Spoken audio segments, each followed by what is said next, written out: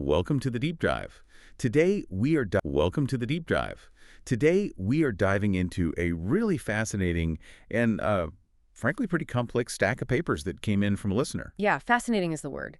These sources, they jump right into some really fundamental questions about, well, reality itself, about God and just the incredible structure of the universe. And what's striking right away, as you said, is that the authors themselves acknowledge how tough this topic is. They do. They say, and I'm quoting here, "In the minds of the mortals of Urantia, that being the name of your world, there exists great confusion respecting the meaning of such terms as God, divinity, and deity." Okay, yeah, that confusion, I think many of us can definitely relate to that. Feels like those words get thrown around in so many different ways, right? Absolutely. So their stated mission right at the start of these papers is to try and bring some clarity. To define the key terms they're going to use in, well, what sounds like a much larger body of work. Exactly. They're trying to use what they call a circumscribed language of the realm, which for you listening is English, to convey these enlarged concepts and advanced truth. And they say they'll stick to words we already know as much as possible. Yeah, they mention that. They say they'll only introduce totally new terms when there's really no other way to get the concept across. You know, when the existing language just won't cut it. So think of this deep dive, focusing on this foreword section, as a kind of essential vocabulary lesson. And a cosmic map all rolled into one. Oh, yeah. It's setting the stage so you can hopefully grasp everything else that follows. And where do these papers say they come from? They tell us they're being translated by an Orvantan Corps of truth revealers. Apparently, a group sent specifically here to Urantia for this purpose. Orphanton. Okay, we'll need to remember that name. We will, because to really get a handle on their definitions, you first need to see the immense stage they set. They describe a universe on a scale that, frankly, kind of dwarfs our everyday understanding. Well, they explain that your world, Urantia, is just one inhabited planet in what they call a local universe. Ours is named Nebadon. Okay, so we're in Nebadon, our tiny corner of the cosmos. Right, and this local universe, Nebadon, along with, many others similar to it, makes up something much bigger, a super universe. A super universe. Okay. And the one these truth revealers are from, the one we're in, is called Orvantan. Ah, Orvantan. There's that name again. So local universe Nebadon is inside the super universe, Orvantan. The scale's already getting pretty big. It really is. And Orvantan is only one of 7 of these vast evolutionary super universes. They emphasize that evolutionary part. 7 of them. And what are they doing? Just floating out there? No, they say these 7 great systems are circling something completely different. A central universe they call Havona. Havona. Okay. And it's different how? It's described as a place of divine perfection, a never-beginning, never-ending creation, completely unlike our evolutionary super universes. Wow. So the super universes like ours are evolving, changing, growing. But Havona is already perfect, stable. Precisely. It exists in this state of achieved perfection. And at the absolute heart of Havona, the very core, is the ultimate center. The stationary Isle of Paradise. The Isle of Paradise. They call it the geographic center of infinity. It's the eternal dwelling place of God. Okay, let me see if I've got this structure. You have the Isle of Paradise at the dead center. Right. Stationary. Surrounded by the perfect central universe, Havona, Mm-hmm.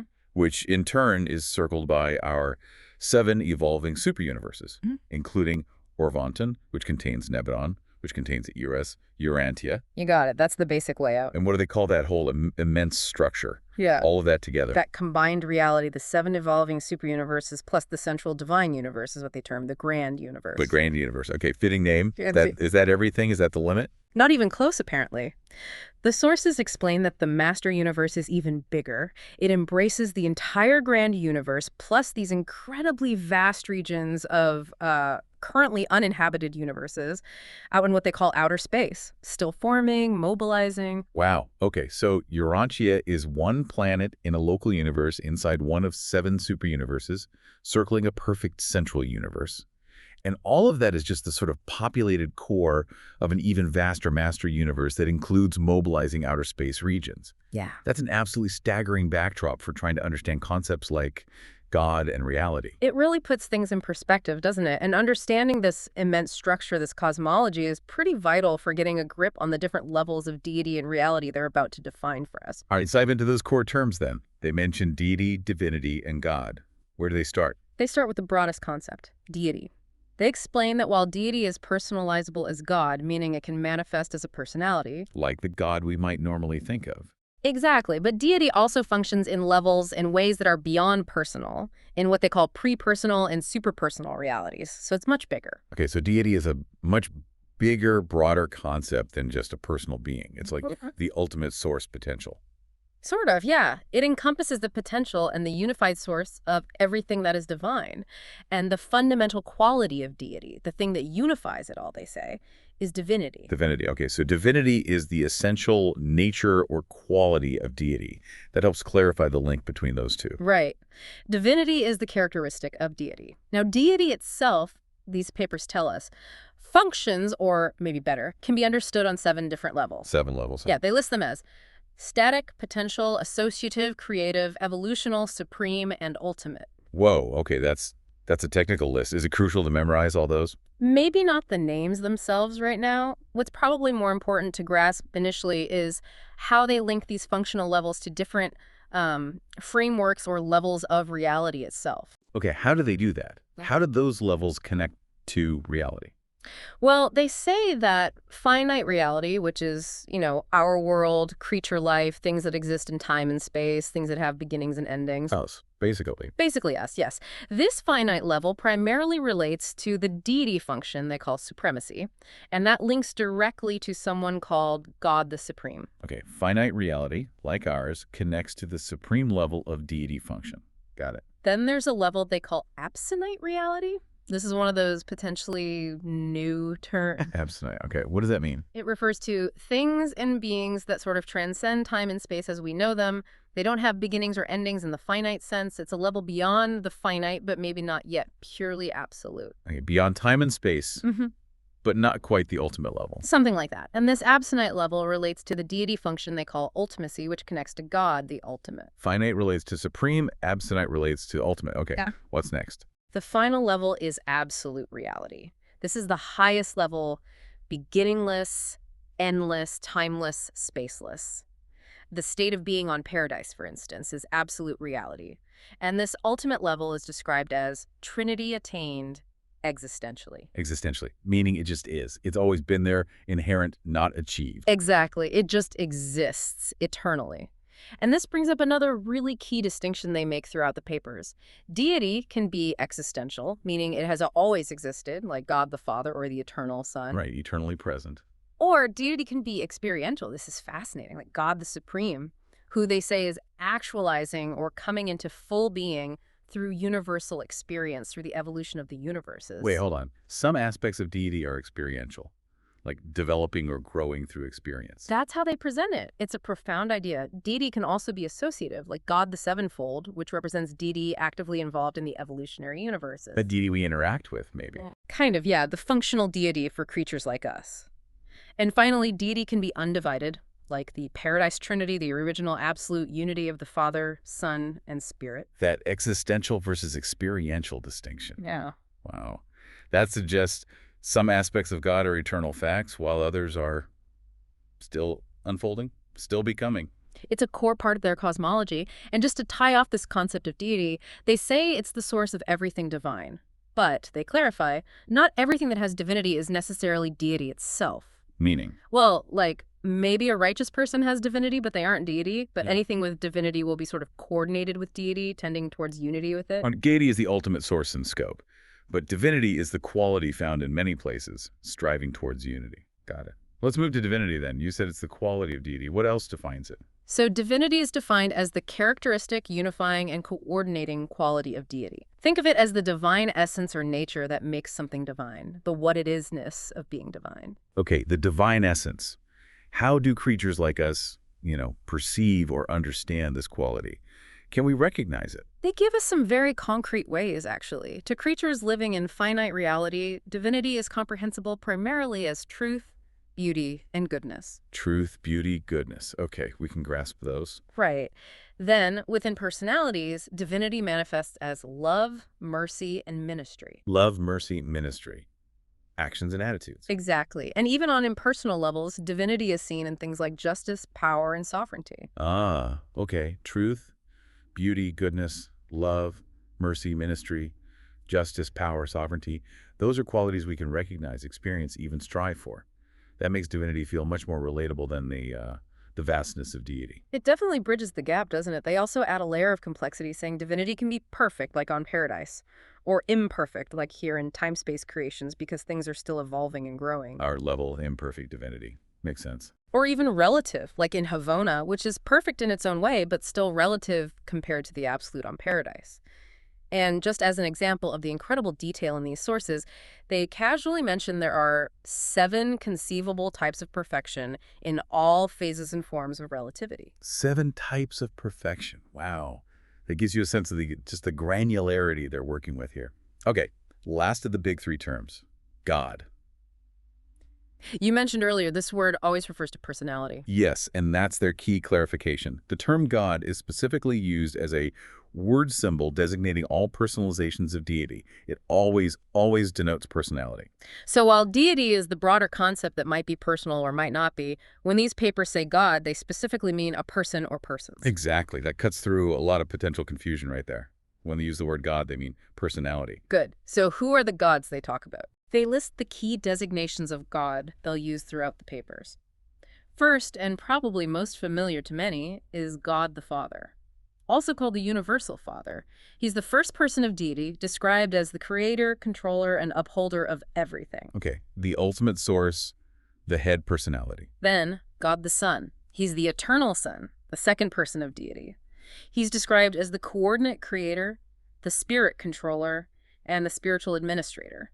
Coordinate creator with the Father. Yes, and God the Spirit, who is the infinite spirit, the third person, described as the conjoint actor with the Father and Son, the universal integrator, and the mind bestower. The Father, Son, and Spirit.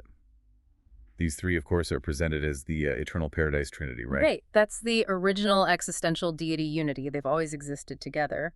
But remember that experiential aspect we talked about? Yeah, the idea that some deity is still actualizing. Exactly. So they introduced personalizations related to that. There is God the Supreme. God the Supreme. Oh. We linked him to finite reality. Yes.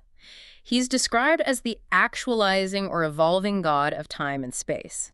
He's presented as the personality who is, in a sense, becoming through the experiences of the evolving universes. He's experientially achieving a new level of creature-creator identity or synthesis. So the Supreme is literally becoming the unified God of our time-space reality as it evolves. That's a pretty radical idea. It's definitely a central and unique concept in these papers, an experiential synthesis. Then there's God the Sevenfold. God the Sevenfold. Okay. This term seems to designate deity personality anywhere it's actually functioning within the time-space evolutionary creations. It's like an umbrella term. It includes the paradise deities, but also their key associates who extend their function out into the super-universes. So it's the active functional God presence within our kind of universe, the deity we'd most directly interact with on our journey. That seems to be the idea. It's the functional deity reality for evolutionary creatures like you on your long journey towards paradise. Okay. The Sevenfold is the functional God in action in evolution. Makes sense. Yeah. Who else? Next up is God the Ultimate. Remember the absonite level, beyond finite time and space. Yeah, transcended time-space. God the Ultimate is described as the eventuating God of that level of supertime and transcended space. He represents the second major stage of experiential deity unification relating to those realities beyond ours. So the Supreme is for the finite, the Ultimate is for the absonite level. Okay. Right. And finally, they mention God the Absolute. This is the experientializing God of transcended superpersonal values. He's already existential as the deity absolute, one of those primal potentials. Right, the potential for divinity. But he's also presented as experientializing through the realization of absolute divinity in the cosmos. His potential, they say, transcends our concept. And he seems to be the ultimate experiential goal for beings even beyond the absonite level. Wow. Okay, so 7 distinct designations of God, all signifying personality, but operating across these incredibly different levels of reality, from our finite world through the absonite all the way up to the absolute. That clarifies a huge amount of their unique language right there. It's absolutely foundational to their whole system. You have to get these distinctions down. Now, building on that, let's look at the ultimate origin point they describe, the first source and center. For first source and center, sounds like the ultimate beginning. That's the idea. They state this is primal, like unqualifiedly primal in relation to total reality, everything. It is infinite, it's eternal, and it's limited only by its own free will, its own volition. The ultimate origin point, Yeah. beyond which there is nothing. That's the concept. And they make this absolutely crucial link. God, the universal father, the first personality of deity we discussed. Yeah. He is specifically the personality of this first source and center. Ah, okay. So the first source and center is the sort of nameless ultimate isness or potential of everything. And the universal father is the personal face, the personality of that ultimate reality for all creation. That's a great way to put it. He is the personal aspect of that ultimate reality, maintaining personal relationships and infinite control over creation, though they note that control might be delegated or not always visibly active, respecting the independence of other creators or the perfection of certain realms like Havona. So the ultimate reality is personal at its core, embodied by the Father. Yes. And they tie this primacy to fundamental universe forces, too. They say physical gravity converges towards the center of the Isle of Paradise, which is the Father's sort of fixed location. Okay, the physical anchor point. Mind forces converge in the infinite spirit, and spirit forces converge in the eternal Son. It all comes back to the persons of the Trinity, who stem from the first source.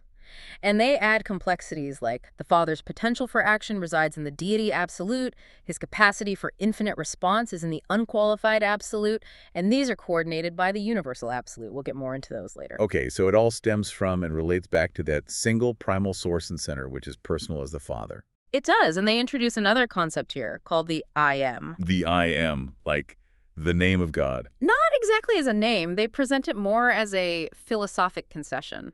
A necessary concept because it's impossible for creatures like us, who think in terms of time and cause and effect, to truly comprehend something that is eternally existent, something that never had a beginning. So it's like a conceptual placeholder for our minds, a way for us stuck in concepts of beginnings to try and grasp something that was never caused, never began. Precisely. For time-space creatures, everything seems to need a cause, right? Except for the one uncaused, the primeval cause of causes. So we conceptualize this ultimate mystery, this uncaused cause, as the I am. Okay, philosophical necessity for finite minds. But they immediately clarify something critical. They say the eternal Son and the infinite Spirit are co-eternal with the I am. They state explicitly, never was a time when the I am was not the Father of the Son, and with him of the Spirit. Ah, that's a really critical point. The Father, Son, and Spirit aren't presented as a sequence, like the Father existed first and then created the others. They are an eternal, coexistent reality, always together. Yes, absolutely fundamental. No sequence, just eternal coexistence. They also briefly mention using terms like the infinite or Father infinite sometimes, specifically to represent the true, unfettered infinity of the Father's absolute free will. Just emphasizing his infinite nature.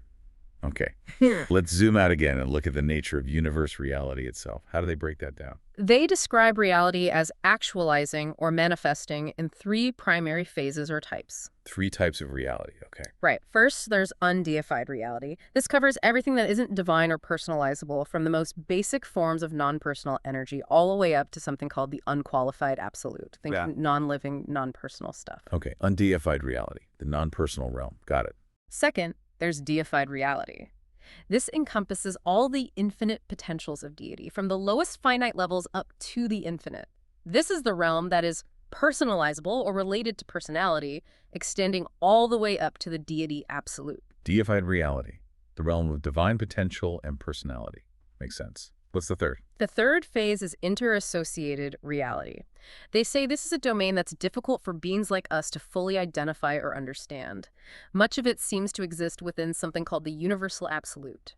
It sounds like the zone where deified and undeified realities meet, interact, and are correlated. Okay, undeified, non-personal, deified, personal, divine, and interassociated where they meet. Interesting. You mentioned the deity absolute and the unqualified absolute there. We touched on them earlier as potentials. What's the relationship? This is deep stuff. They're described as the primal differentials of reality. Like when the Father established his personal presence, these two potentials sort of differentiated from that presence. The core dynamic between them is presented as a kind of primal relationship, specifically attention. Attention between the divine potential, deity absolute, and the non-divine reality, unqualified absolute. Exactly. A fundamental tension initiated by the Father's own free will act. And this tension, they say, is perfectly resolved by and eternally actualized within the universal absolute. So the universal absolute resolves the tension between the other two absolutes. That feels incredibly significant. Yeah. What does that universal absolute actually do? How does it resolve this tension? Well, its existence is the phenomenon that shows the resolution. Functionally, it acts as the associative coordinator of the potentials held within the deity absolute and the unqualified absolute. It brings them into functional relationship. Okay, it coordinates them. But what's the impact of that? This is where it gets crucial for us. Its function, its very presence, is what equalizes the tensions between fundamental opposites that we grapple with. Things like time versus eternity, the finite versus the infinite, reality potential versus actual reality, paradise versus space, and most importantly for creature understanding, the tension between man and God. Wait a second. Are you saying the universal absolute is what makes it possible for finite things and beings, like our universe, like us, to even exist alongside the infinite without just being, I don't know, annihilated or instantly absorbed? That seems to be exactly how they present it. Its existence provides the necessary cosmic context, the buffer maybe, that allows finite realities to be real and meaningful and stable in the very presence of the absolute and the infinite. Wow, so without the universal absolute, maybe finite reality couldn't coexist with infinite reality. That's the implication. It's the great equalizer, the reality tension resolver. And while these three absolutes are functionally distinct at our finite level, the sources conclude that in infinity, the deity absolute and the unqualified absolute are perfectly unified in and by the universal absolute. Ultimately, they say they are one. Unity at the infinite level, functional distinction and relationship at our level. Okay. Yes. And they stress, again, just to be clear, that the absolute, particularly when we think about it in relation to personality, is strictly Trinity limited and deity dominated. It's not some runaway, impersonal, self-determining force of pure potential operating separate from the personal God. So even these deepest, most abstract levels of reality are ultimately tied back to and under the control of the personal heart of deity, the Trinity. That connection, that primacy of personality in the Trinity is absolutely central to their entire cosmology. Now, speaking of centers, let's touch on the concept of paradise. They use that term in a couple of ways. Okay, paradise. We know the isle is at the center. Right. First, they use paradise as a broad, comprehensive term. It encompasses the personal and non-personal focal absolutes.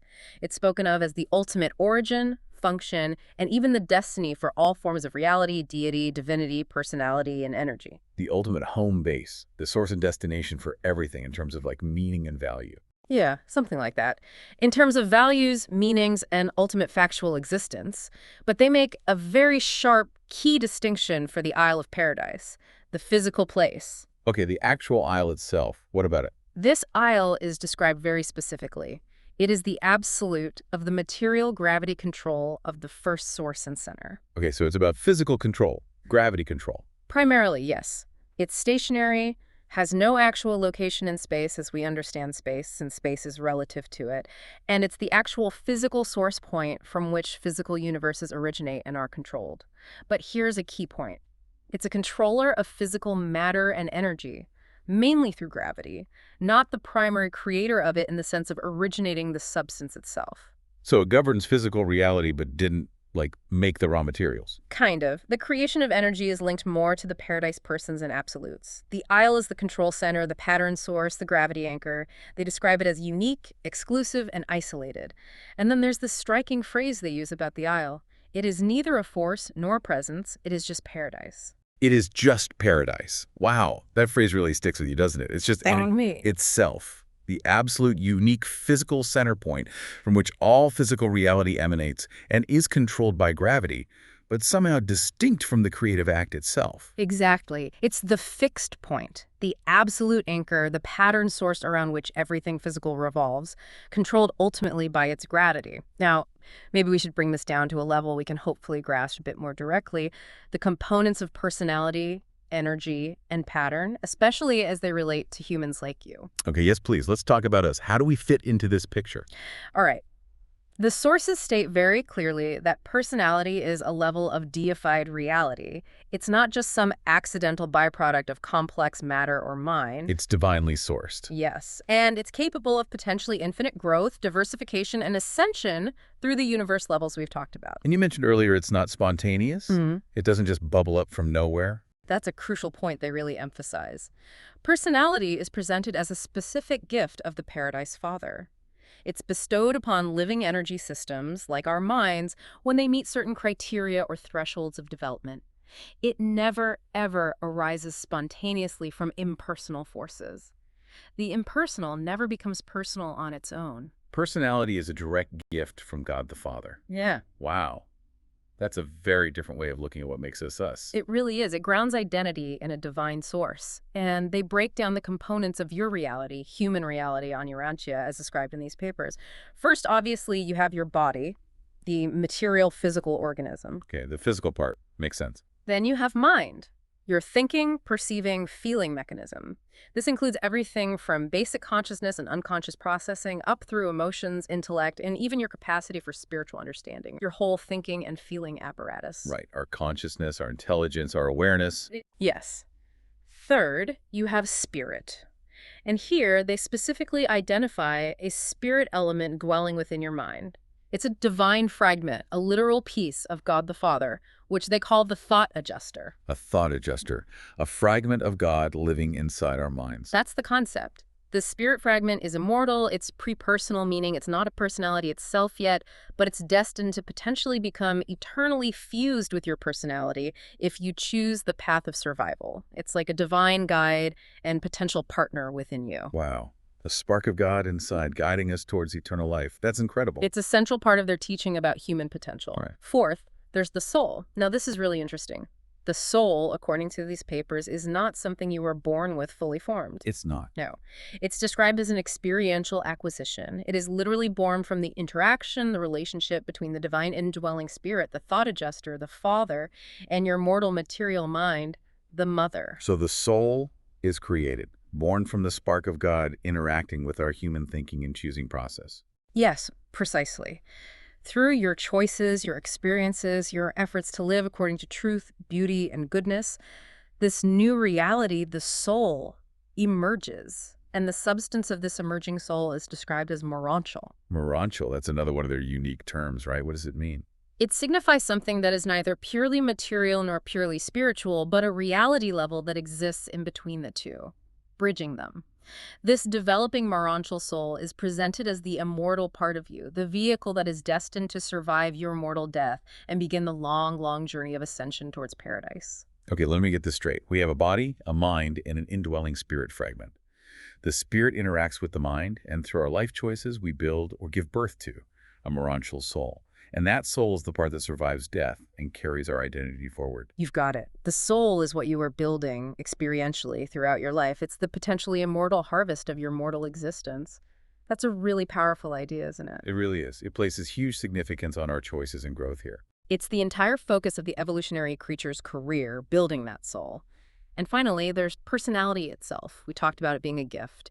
Here they add that personality is the one changeless reality in all your other constantly changing creature experiences. Wait, changeless? How can personality be changeless if the soul is growing and evolving and our mind changes, our body ages? It's the unifying principle. Personality is the unique identity, the you-ness that the Father bestowed. It's the constant factor that holds together and unifies all the other changing components, body, mind, spirit, and the growing soul. It provides the continuity of self-consciousness through all those changes. Ah, okay. So the personality is a constant core identity, the unique self, while the soul is the accumulation of spiritualized experience unified by that personality, and the personality survives with the survival of the morontial soul. Exactly. The soul evolves around and is unified by the changeless reality of your unique personality, which was the Father's original gift. Got it.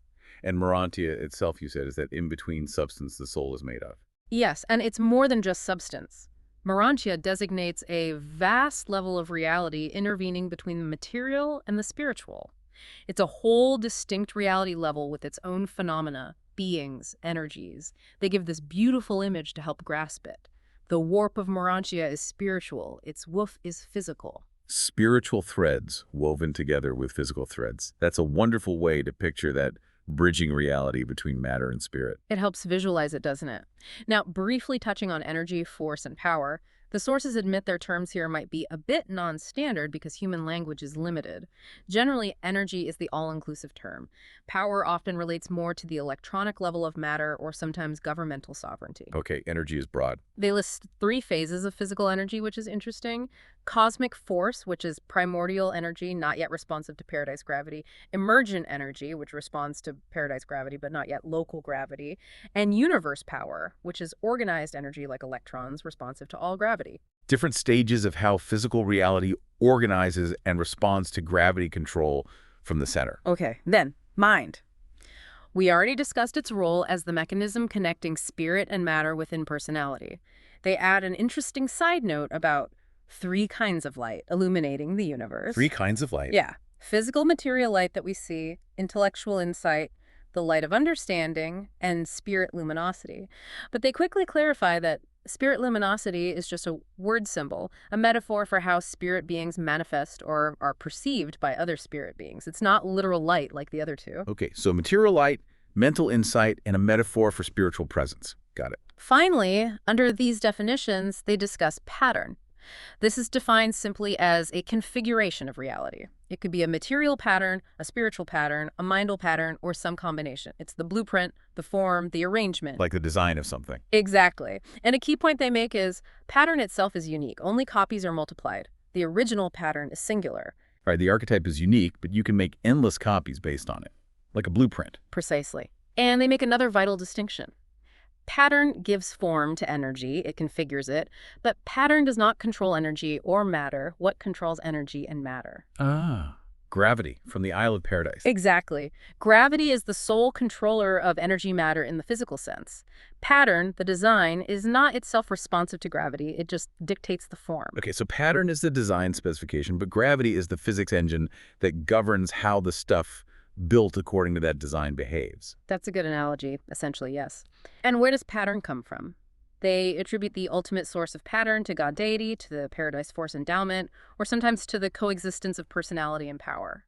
They state explicitly that paradise itself is the absolute of patterns, the eternal Son is the pattern personality, and the universal Father is the direct source of both pattern and personality. So the ultimate sources of both the unique identity, personality, and the underlying form pattern trace back to the paradise deities.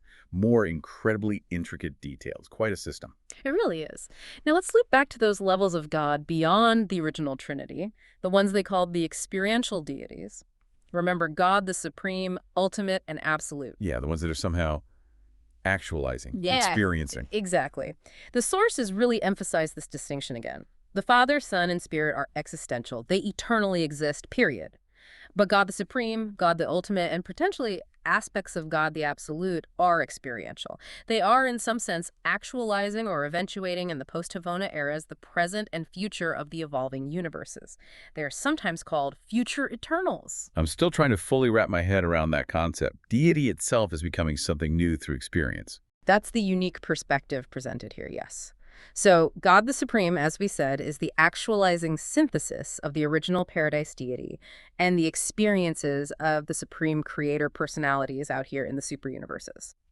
He's described as a synthetic coordinator. He isn't presented as a direct creator himself, except for one specific being called Magiston. So he gathers and unifies the experiences of creation. Yes, and when he is fully actualized, they say, he will embody the eternal fusion of the finite and the infinite. His primary role seems to be guiding the ascent and perfection of finite reality towards paradise. Okay, so he's like a bridging deity, uniting the finite experiences of the evolving creation with the infinite reality of paradise. That's a good way to think about it. Then God the Ultimate. He's described as eventuating from potentials in that higher realm, transcended time-space, the absonite realm. He's a super supreme eventuation. Eventuated, like emerging over vast scales of time and space beyond ours. Seems so.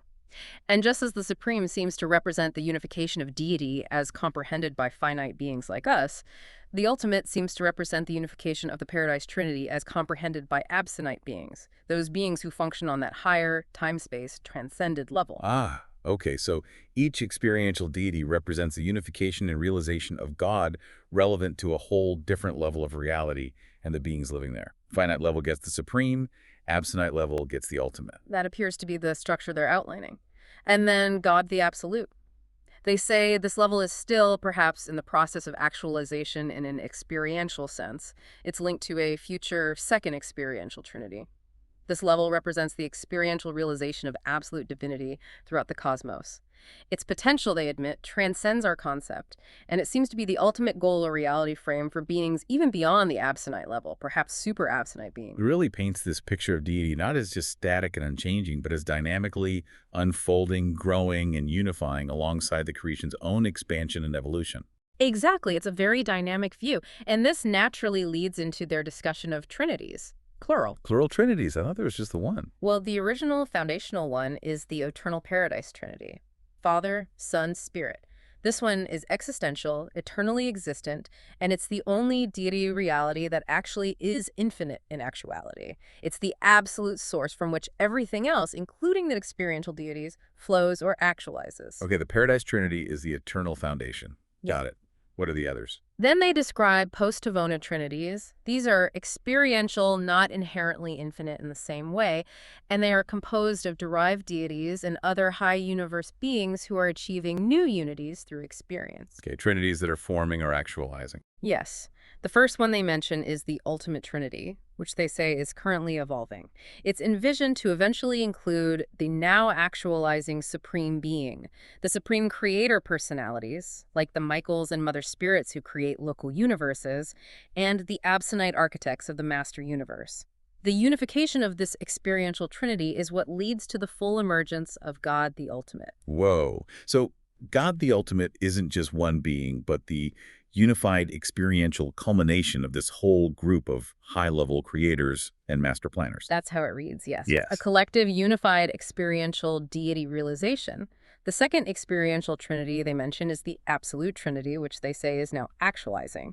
This one is projected to eventually involve God the Supreme, God the Ultimate, and a currently unrevealed being called the consummator of universe destiny. The consummator of universe destiny. Okay, that's a title. Isn't it? And the eventual unification of this second experiential trinity, they suggest, would somehow experientialize absolute deity in the cosmos. So these experiential deities, supreme, ultimate, absolute, seem to emerge from, or are the personifications of, these vast secondary trinities, which are themselves actualizing through the collective experiences and unifications happening across the entire master universe. That's the framework they lay out. Yeah. And they even hint at a philosophical concept beyond that, a potential trinity of trinities, somehow representing the integration of the existential and the experiential infinite. A trinity of trinities. Okay, my brain hurts a little now. That's a concept so vast they just sort of name it and move on, acknowledging the layers of divine reality potentially beyond our full grasp right now. Pretty much. It indicates the sheer depth and scale they're operating on.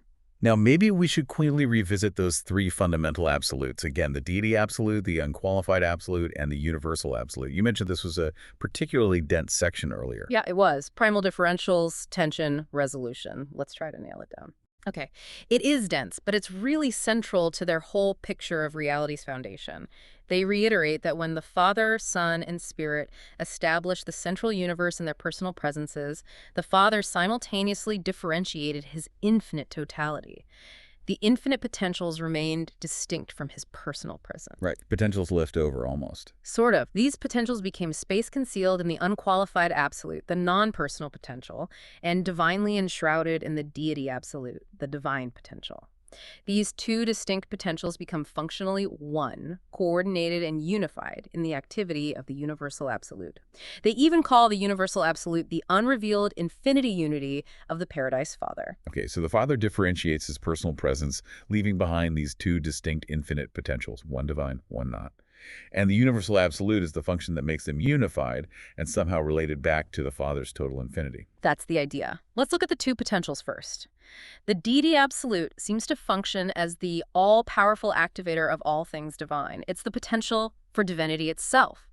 They stress that every action related to it is for the welfare of the entire creation, present and future.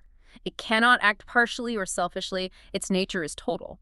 This potential was segregated by the Father's free will, and all divinity activities, whether existing eternally, existential, or actualizing through experiential, happen within the scope of this deity absolute. They sometimes call it the qualified absolute, qualified, presumably, by its inherent divinity. Okay, the qualified deity absolute. The infinite potential for divinity, always acting for the good of the whole. Right. Then its counterpart is the unqualified absolute. This is described as a non-personal, extra-spiritual, undeified. It has no personality, no spirit, no divinity in itself. But, and this is important, it's not just empty space or nothingness. It's not just a void. No, they describe it as a positive reality, a positive universe over control in infinity that pervades the grand universe and even outer space. It's like the infinite reservoir of non-deified reality, space force potential. But it's not absolute in function. It's conditioned and limited by the presence and actions of life, mind, spirit, personality, and especially by the mandates of the Paradise Trinity. It's not some simple pantheistic force running wild. Okay, so a powerful, positive, but non-personal, non-divine reality that underlies everything physical, but is ultimately conditioned by the higher realities. That's the picture. And then the third one, the universal absolute. Its existence is seen as inevitable, logically necessary, once the Father divided reality into deified, deity absolute, and undeified, unqualified absolute potentials. It is the deity phenomenon indicative of the resolution of the tension between those two. It functions as their associative coordinator. The thing that bridges the gap and reconciles the divine potential with the non-divine reality potential? Yes, and its function is absolutely critical for your existence, for the existence of your world, for all finite reality. Its presence, they say, is what equalizes the fundamental tensions that would otherwise make finite existence impossible. The tensions between time and eternity, finite and infinite, potential and actual, paradise and space, and even conceptually between man and God. Wow. Okay, I think I'm getting it better now. The universal absolute is essentially the cosmic principle, the reality function, that allows our finite existence to happen and to matter within the context of an infinite reality. It's what prevents the finite from being just, overwhelmed, or irrelevant in the face of the infinite. That seems to be its vital enabling function. Yes, it makes the coexistence possible and meaningful. And remember, while these three absolutes are functionally distinct at our sub-infinite levels, they conclude that in infinity, the two potential, qualified deity and unqualified, are perfectly unified in and by the universal absolute. Ultimately, behind the functional appearances, they are one absolute reality, rooted in the first source and center. Unified in infinity, differentiated for our finite experience, and coordinated by the universal absolute. That's quite a framework for understanding the bedrock of reality. It certainly is profound and complex. Finally, just before we wrap up this section, it's worth touching quickly on the sources approach itself, how these papers were put together. Right, they mentioned the translators, the Orvington Corps. How do they say they chose the words? They explicitly state their mandate. They were instructed to use the highest existing human concepts pertaining to the subjects to be presented first. Find the best words and ideas humanity already had. Only when human concepts were completely inadequate were they to resort to pure revelation, introducing new terms or concepts. So they weren't just dropping totally alien ideas on us out of the blue. They actively looked for and tried to build upon existing human understanding wherever possible. Exactly. They specifically mention drawing upon more than 1,000 human concepts, originating from God-knowing mortals throughout history. They gathered the best of human spiritual and philosophical thought on these topics, and then supplemented or corrected where necessary from their own superior knowledge. That's fascinating in itself, the idea that this potentially cosmic revelation intentionally incorporates and validates genuine spiritual insights that were already present in humanity. It's not presented as a complete break from the past. It really connects their work directly to human history and spiritual striving, and they link this methodology back to you, the listener, and humanity in general. Why share all this incredibly complex, vast picture with mortals on a small planet? Yeah, why? Can we even handle it? They express confidence in humanity's ability to grasp this, at least progressively.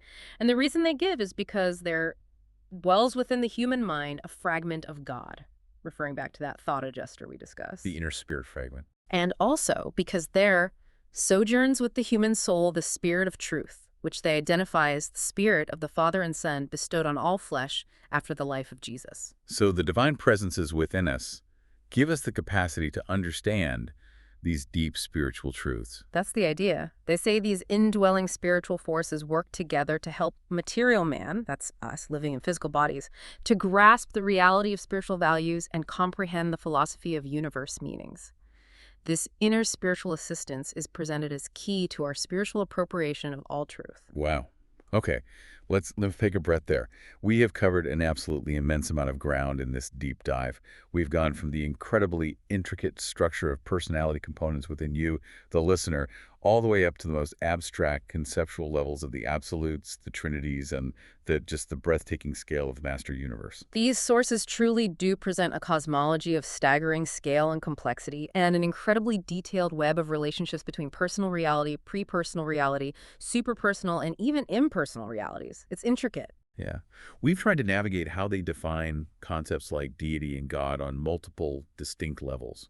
We looked at the unique roles they assign to the ultimate origin and the first source and center, the pivotal physical location of the Isle of Paradise, the three fundamental absolutes governing reality, and how everything from basic energy and pattern right up to our own developing soul and changeless personality fits into this vast cosmic picture. It is undoubtedly a lot to process, especially with all the unique terminology, absonite, morantia, adjuster, supremacy, ultimacy. But hopefully, by really unpacking the source's own definitions and trying to highlight the significance of these distinctions, we've offered maybe a clearer pathway into beginning to understand these profound and challenging ideas. What stands out most to you from this whole exploration of the forward? For me, I keep coming back to that dynamic picture of deity they described. The idea that it's not just existing eternally, static, but is actively actualizing, unfolding, and even experientially evolving on certain levels, particularly through God the Supreme. That's exactly where it gets really interesting, I think, because the source material specifically suggests, as you said, that the actualization of God the Supreme, and even God the Ultimate, is still in process. It's happening now.